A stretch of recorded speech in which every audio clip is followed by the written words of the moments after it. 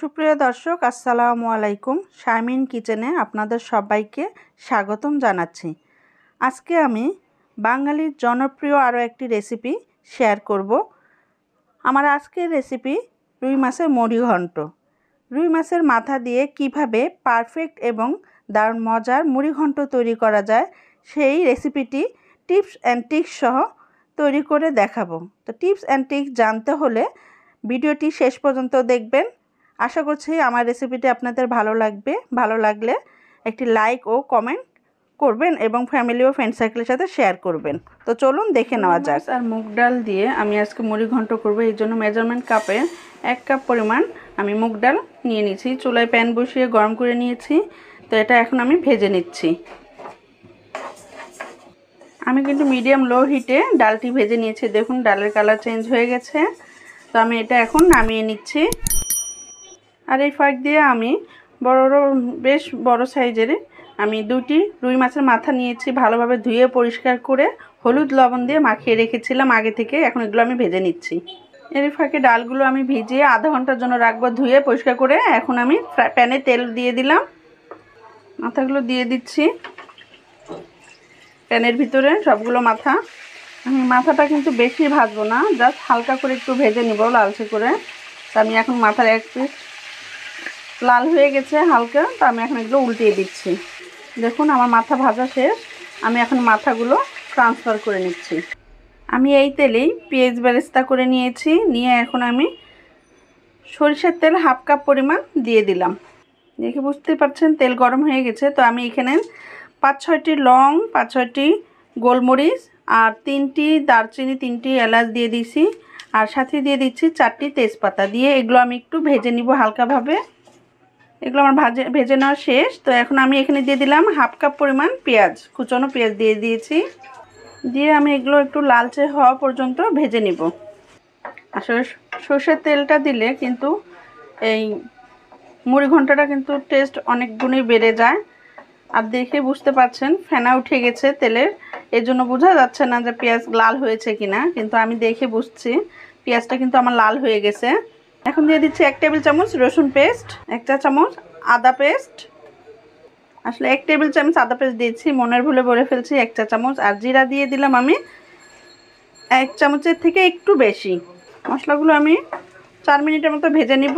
তারপর বাকি উপকরণগুলো দিয়ে দিব। তারপর দিয়ে দিলাম 1 চা চামচ হলুদ গুঁড়ো, 1 চা চামচ মরিচ গুঁড়ো, 1 চা চামচ ধনিয়া গুঁড়ো, স্বাদ মতো লবণ দিয়ে এখন আমি ভালোভাবে এই মশলাটা কষিয়ে নিব। সামান্য পরিমাণের পানি দিয়ে দিলাম যেন মশলাটা পুড়ে না যায়।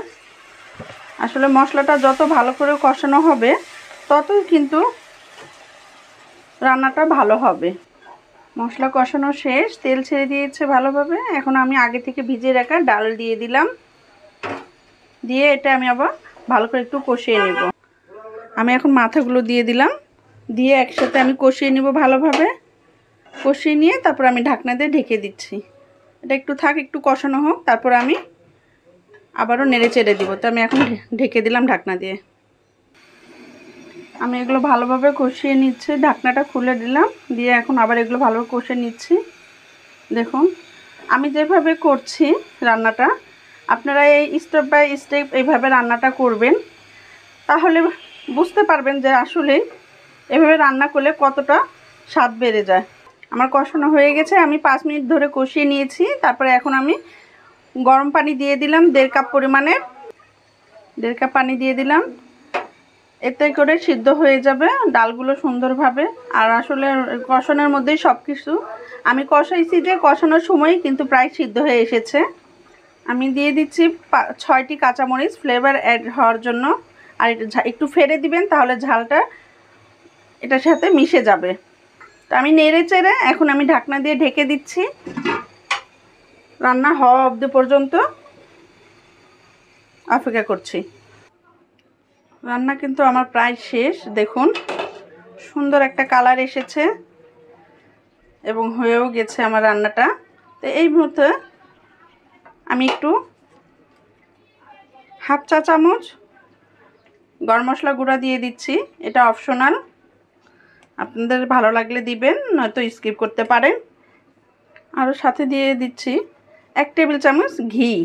এটাও আপনাদের অপশনাল, তবে দিলে এটা সব কিছু আসলে মিলিয়ে একটা অসাধারণ একটা ফ্লেভার আসছে এবং খেতেও কিন্তু অনেক ভালো লাগবে।